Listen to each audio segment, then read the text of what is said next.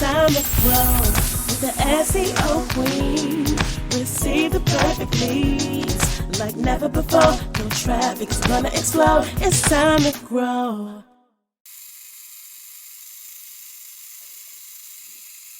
Welcome to the SEO Queen Tech Show, a podcast to help you get more credibility, visibility, and profitability through inspiration, technology, and marketing insight. This podcast is for professionals and entrepreneurs who are looking to get more customers, clients, and patients. We are broadcast worldwide on Bashani Radio app, iHeartRadio, and iTunes. Bashani Radio, always talking about everything from New York City. You can listen to the SEO Queen Tech Show on any mobile phone or tablet device. Also, as a thank you gift for listening to the SEO Queen Tech Show, you can go to seoqueen.com and download the ebook, 40 Steps to Google, page 1. So, first of all, I'm so excited about this episode because I have speaker, author, mentor, how can I put this? One of my political besties, mover and shaker, the founder of the National African Business Association, none other than my friend, Akindele Akinyemi. How are you today? Oh, I'm fantastic. Thank you for having me on the show today, and I'm just feeling great. Well, I'm glad you're on the show, and I know you're very, very busy. So I appreciate you taking time out to come on to the show. So recently I saw that you were honored. You just received an award.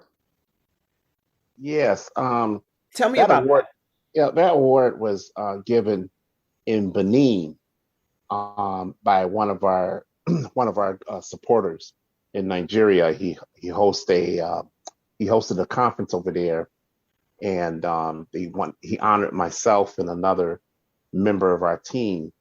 This particular honor was for my contributions to bringing awareness about the importance of investing within the African diaspora between the United States and the continent of Africa. And so he's been following me for quite some time, and he really wanted to honor me, and that's what that award was about. Oh, that's awesome. That's awesome. So I know a lot of the people who listen to this show, they really are interested in just growing their business and taking it to the next level. So what advice would you have for people who want to do business in Africa? What would you tell them? Well, the first thing about doing business in Africa is to understand the lay of the land. What kind of business you want to go into. You have to do your market research on what the needs are on the continent. Are you going into energy? Are you going into education? Are you going into technology? And even if it's technology, what type of technology? Are you going into streaming television or digital infrastructure or 5G? So you have to be able to narrow down your focus. And then the next thing you probably want to do is to partner with a chamber of commerce. The chamber of commerce on the continent are the gatekeepers in terms of how to navigate the process. That's if you want to do real small and medium size enterprises to kind of get you moving. Now, some people who have larger projects, like say for instance solar projects, or if you're dealing with petroleum, then most of the time, those folks go through what is called the U.S. Commercial Services. And through the U.S. Commercial Services, they're the ones that help you do the market research and the B2B at that level to kind of plug you in. So the U.S. Commercial Services, along with some other U.S. agencies, they're the ones that kind of navigate most Fortune 500 projects, much larger projects, but small projects. Like if you want to open a coffee shop or some type of bakery, or maybe you want to open a school, then I always recommend people that local chamber of commerce. I also want to just share with your viewers tonight. You mentioned National African Business Association.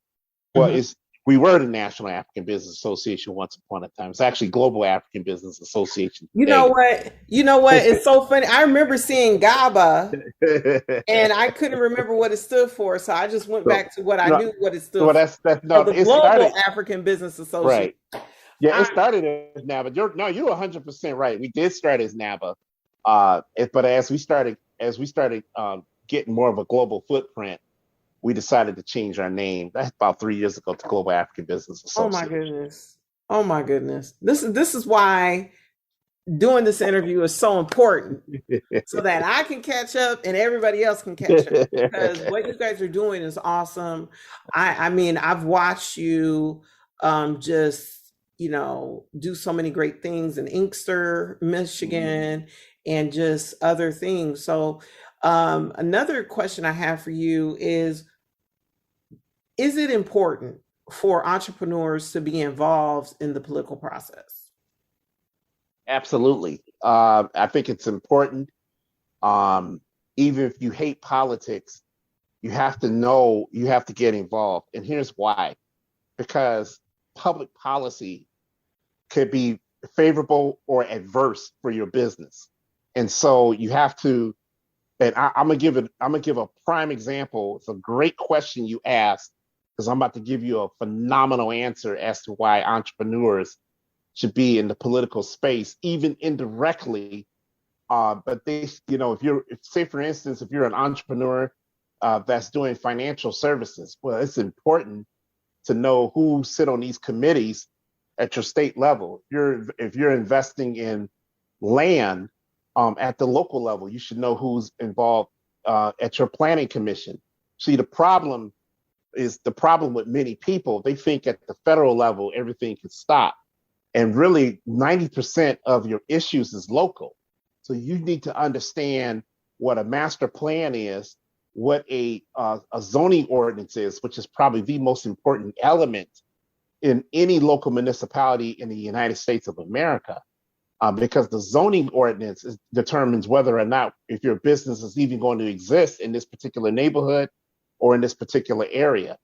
And even your city charter, which is mostly I call it the constitution, the local constitution of a city. Your city charter spells out what the city can do legally and what it can't do legally. If you know those three things as an entrepreneur, you could pretty much run your own stuff. Now, this is important. This is a very important question also, because we just saw Joe Biden, not Joe Biden, but we saw Congress on Friday, mostly the House of Representatives. And they passed an infrastructure bill. And everybody is clapping, and that we found out that the Congressional Black Caucus was heavily involved in this infrastructure bill. And come to find out, they're going to increase Pell Grants for HBCUs and all this child tax credit and all these things. Now, one provision that's in that bill that most people don't know about is how they're going to start taxing people who use cryptocurrency if over $10,000. There's a provision they stuck in there without people knowing. Now, if you are... Wait, stop. Run that back. I'm going to say it one more time. So if you own if you invest over $10,000 in cryptocurrency, they're going to tax you. The IRS is. Wait, hold on. So they're not even looking at your entire portfolio. They're just looking at just that amount of. And they stuck that in there. BS. And that's I'm telling you, they stuck that inside that infrastructure bill, and it was an amendment.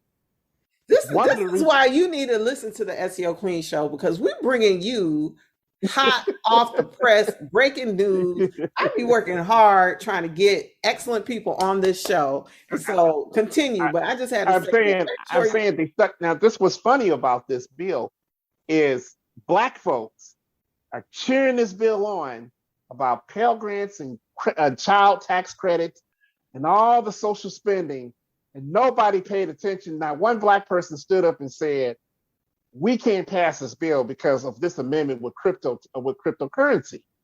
And so, and you know why? I think most people in government right now, they don't know about cryptocurrency, and this is why entrepreneurs need to be involved. I think they know about it, and I'll tell you why they know about it. Z, is because on Capitol Hill there's a congressional blockchain caucus. Now, if you have a congressional blockchain caucus, that means you know about cryptocurrency. There's about 30 members of this caucus, and 2 of them are Black out of 30. Then, I mean, I don't understand. It doesn't make sense to me to tax people. When you have a $7 trillion industry like cryptocurrency, and it's under decentralized finance, and the banks like Wells Fargo and Bank of America as lobbying against this effort because decentralized finance is going to put those banks out of business. Of course, you would do anything and everything to ensure that we slow the process down. That's pretty much what has happened. And so my concern is the number of Black folks who look like you and I are clapping about an infrastructure bill, not understanding that their next generation of Gen Zs and beyond, and even millennials, are using cryptocurrency to try to minimum achieve some level of wealth and some type of financial freedom to move to the next step. This is ludicrous. And so, and I have been speaking about it for the last 48 hours. These folks are playing the long game, and we continue to play the short game. So let me understand this. So this infrastructure bill is made it through the House. When is it going to be up for the Senate to No, it's already gone through the Senate. Senate voted on it in July. It's already been approved, the whole thing. They voted on it in July. They were waiting on everybody waiting on the House. The reason why the bill was so held up at the surface level with the House, and I say surface level because no one's talking about the crypto piece, is because progressives and moderates and Democrats were fighting each other. So, say for instance, my congresswoman, she didn't vote for the bill not because of the crypto piece. She didn't vote for the bill because it wasn't a bigger price tag. That's why she didn't vote for it. I'm like, wow, okay, you're a congresswoman. I'll leave it alone. But again, we are electing third industrial revolution candidates and politicians to dictate our agenda when we're already in the fourth industrial revolution. And so the big problem and the disconnect. We've been talking about that for years. Yeah, we've been talking about that for years. We need younger leadership. Absolutely. You have right, and so you need younger leaders, but you also need younger leaders that understand the future, and not younger leaders who are just pulling the coattails of Bernie Sanders or some other old character. That's not innovation. That's just that's being a parrot for an older guy, right? Whose time has passed. And so we have a leadership crisis. My question to you is, hold that thought, is what is the percentage tax on $10,000 and more in cryptocurrency? I'm not sure. I have to look it up. Okay. I have to look that up too. Yeah, I have to research that. But to answer your question about entrepreneurs being involved in the political process, they have to be involved in the political process only because they're writing policies that can make or break you. And even if you don't run for a political office, that's your decision. You still need to know what the laws are on the books. That's important. You can't, if you don't know if you're into real estate and you have never studied the real estate policies at a local or state or federal levels, you're already behind the 8 ball, because I guarantee you, people that don't look like you have already done this. So we have a lot of work to do. Yes, it's true. It's true. I think that's a great example as to why entrepreneurs need to be involved in the political process, because things like that are definitely concerning. So, when you talk about, building wealth and community building. Because I mean, wealth is you have relationship capital, you have actual, cash and assets. Like, what tips and strategies would you give? And also, what shortcomings do you see people making, bad decisions do you see people making right now that they should reconsider? Well, first, the bad decision is if you and I tell folks this in Gabble all the time. If you're in the business of making money first, you're not going to make any money because your vision is jaded. What you have to do is understand the true meaning of entrepreneurship and wealth building. Everything started at a most mental and spiritual level before it manifests on the physical. When you're an entrepreneur is going to solve problems, and you solve the problem with the best product and service you provide for the individual or the group. In return, they're going to bless you with that money. You don't go into entrepreneurship thinking about money, and you don't go into entrepreneurship thinking about the lack of capacity building. And what I mean by that is we like to start a business and jump right into things without building capacity. After 6 months, when it doesn't work, you quit. But part of the problem was you never built capacity, and you never paced yourself in terms of being patient with your product or your service to let it grow. You don't take the time to market your product. You don't take the time to market your service. You don't take the time to learn new techniques to market and better produce your services. And so we have to be careful of inserting a poverty mentality in entrepreneurship, because I see that a lot with folks who come in. They say they want to make money. They think you can do a couple of contracts or a couple of deals, and they think they set. And that's not the case at all. The case is you have to be in the spirit of solution, being a solution king or a solution queen, in order for you to have a return on investment, which is financial or otherwise. That's very, very important, because I see a lot of young people making that mistake. Even people who come to me at work who ask me, I want to go into business. So why you want to go into business? Well, I want to go into business because I want to make money. I said, well, you might as well. Well, first of all, you don't go into business to make money. If you go into business to make money, you've already failed. Second, you don't need to go to a school per se to, learn business management, because that's really just pedagogy on how to be a better manager. If you're going to be an entrepreneur, there's plenty of reading materials for free you can get off the internet, or you can go to your local Barnes and Noble or library to get this information. Absolutely. So that you could build the strategies, because all a business school is going to do, it doesn't matter if you get an MBA or a BBA, all they're going to do is teach you the pedagogy of business, meaning that you're going to be a better manager. And it's important to be a manager, learn to be a manager, because you're learning as a manager, you're learning about time management. These are a lot of things that we lack: time management, i.e. opening and closing the store on time. If you say you're going to open at 11 o'clock, you need to open at 11 o'clock. Why do I have to wait till 11:15, 11:20 to open up your store when your competitor is open on time? I'm going to go to your competitor. It's basic things like that that can make or break a business. And so we got to learn to build capacity. We have to learn the true fruits of the spiritual and mental aspects of entrepreneurship, even before you make your first dollar. I agree with you. I think that's right on the money, because you have to solve a problem.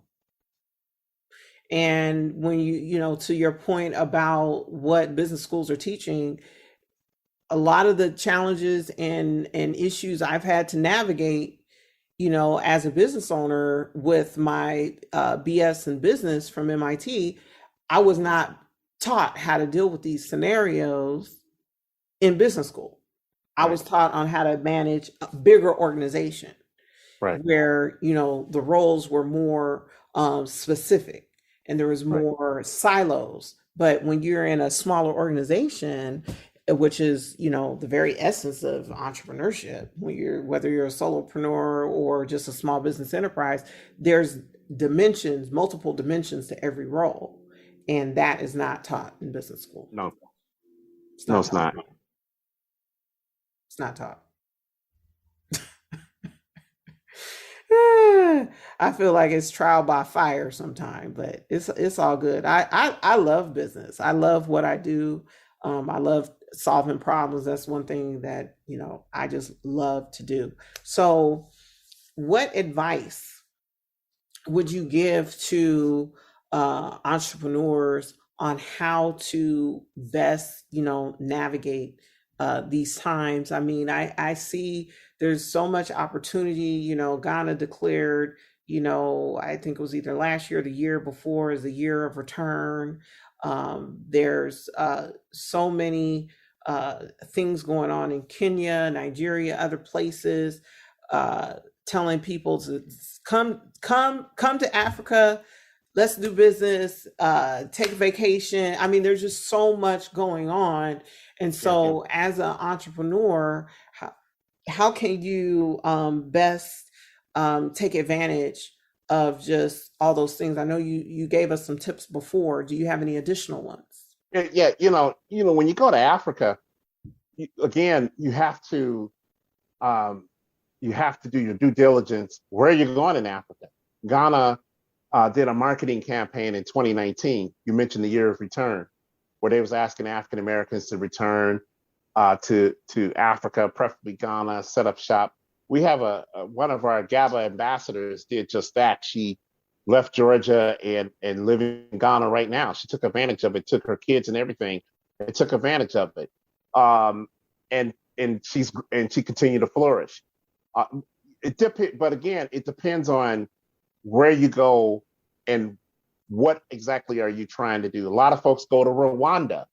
Rwanda, has become very, very stable since the genocide over 2 decades ago. And so in Kigali, its capital, is one of the cleanest cities in Africa, on the continent.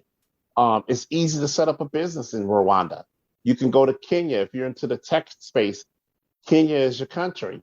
If you want to take a vacation, go to Zanzibar. And so there's just a matter. It's, I always tell folks, do your due diligence. Do you want to go to West Africa? Do you want to go to East Africa? Do you want to go to the Southern Africa, like Botswana or South Africa? Do you want to explore North Africa with Egypt? Egypt is booming. They're building so much infrastructure in Egypt. It's not funny. In fact, Egypt is actually building a new capital city on 4G. Period.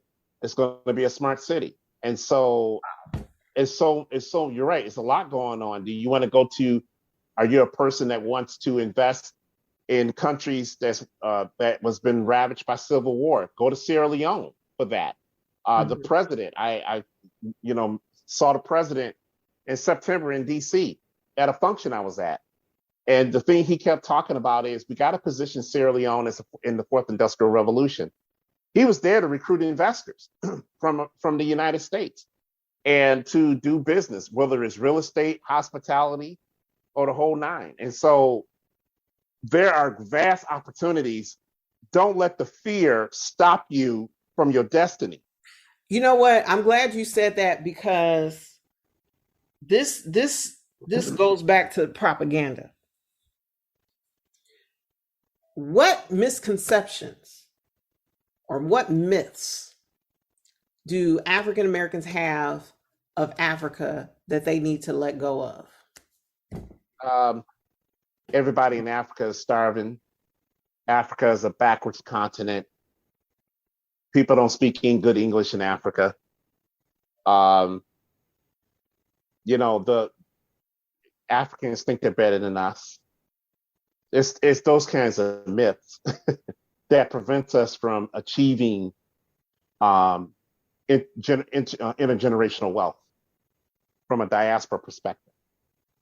And I say that because it doesn't make any sense for a Black city, I'll use Detroit, for example, to file bankruptcy.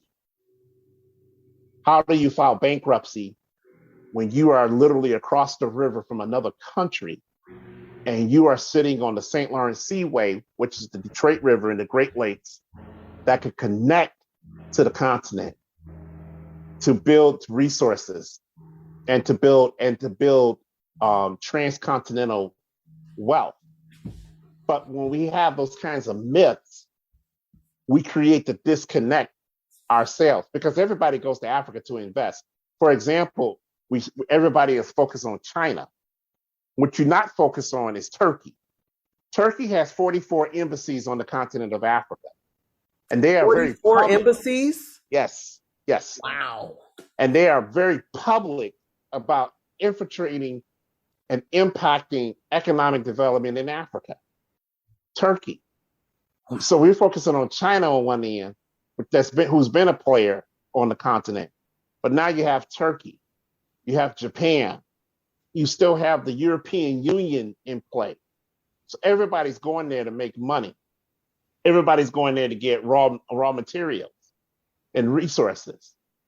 Even white folks in the United States have a strong presence on the continent. But when it comes to African Americans, we put the silo up. The silo is doing more damage than good as it pertains to linking the wealth between sub-Saharan Africa and the United States.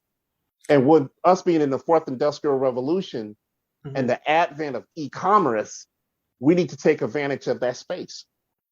So my next question to you is, why did you start GABA? And how can African-American entrepreneurs in the United States connect with GABA to help facilitate, entrepreneurship and trade and investment in Africa? Well, myself and my co-founder, we started GABA. Really, it was 4 people. A lot of folks think it's just 2 of us. It's actually 4 that started GABA. It's 2 Nigerians, 2 Gambians. And we started it because I noticed living in Houston, Texas, and and I've been involved with Chamber of Commerce and business associations in the past. Well, a lot of these organizations, they get up and they want to, they fundraise and do trade missions and have these dinners, hard chicken and hard green beans and stale water, and you listen to a speaker. And I'm not knocking nobody for that. But the question I always asked myself was, where is the connection of impact as it pertains to a local community? And I didn't see that, especially in the African community. You have all these African cultural groups, and nobody owned a museum. Nobody owned a house with artifacts. Nobody had any type of cultural output. And so we launched GABA because what we wanted to do is test our resources and connect our resources to a local municipality. We didn't want to start in Detroit. We didn't want to start in Highland Park. We chose Inkster because Inkster was close to the airport. It's close to 2 airports. You have DTW, which is the main airport everybody flying to in Romulus. And then you have Willow Run Airport, which is 20 minutes down the road, headed towards Ann Arbor, one of the largest cargo airports in North America that's totally underutilized. So we figured strategically we could set up an Inkster. I've already worked in Inkster prior to us even launching. And so Inkster, you're looking at a city, 24,000 residents, 6 square miles. 36% of the city is in poverty. You have a 14% unemployment rate. There's no economy in Inkster. There's no bank. The bank left, in Inkster. So it's an opportunity for us to roll up our sleeves and let the world know this city exists. And we've been marketing that city for quite some time to let people know that you can invest here. You go to Detroit, you're going to be a number. And what I mean by being a number, you're going to be fighting people like Dan Gilbert and the rest of those guys. But in Inkster, you could be king of the hill or queen of the hill if you play your cards right. So we started GABA because we understood there was a need for that. Also, as a business support and business education network, we felt that it was very, very important to educate people why Africa is relevant in the 21st century. So, African Americans, we have African Americans on our team who's been to the continent multiple times. They understand the mission of GABA. And we encourage people, just go to our website at gabanetwork.org, and you can find more information about how to get involved. My thing is, as a president and CEO, this is not about me. This is about our future. If you have children, it's about reshaping the reality for our children and our future generations. It has nothing to do with me. All I do is facilitate. Can you give us the website one more time? Oh yeah, GABA Network, GABANETWORK.org. GABANetwork.org. You can go online, and if you're interested, shoot us a note. Somebody's going to respond to you, and we just go from there. Can you see my screen? I can. Wait, hold on. I'll just make sure I'm on the right site. Yeah, that looked like us. Oh, yeah, that's you right there. Oh, wow, this is awesome. So so for your audience, just real quickly, 80% of GABA are women, 20% men, 54% of them are millennials, and another 20. I know that face. You know that face? Yes. Her name starts with a B. She's a digital marketer. I remember. Yeah. Her name is Brittany Abilu. Thank you, Brittany. I remember the name started with a B. And today is Brittany's birthday, actually. Well, tell her I said hello and happy birthday. I sure will. She's one of the co-founders and chief marketing officers for Bomalink. Bomalink is and actually her and Shola Salako, who's standing in the back. They're founders of Bomalink. They're kind of like the African version of LinkedIn. And so okay. So Bomalink comes through our network, goes through our network. We promote Bomalink, as an alternative for, job searching, job matches. You want to post resumes, you want to post information. How do you spell that website? It's almost like that. And Bomalink is under our net. So you guys definitely have to get involved with GABA. And I'm just so happy that we finally made this interview happen. Every time I talk to you, you're always doing some amazing things that, I really wanted people to know about. And the Global African Business Association is an incredible resource.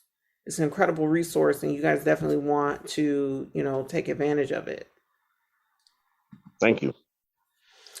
So, Akindele, do you have any other thoughts you would like to leave with the audience? Because we covered a lot of ground.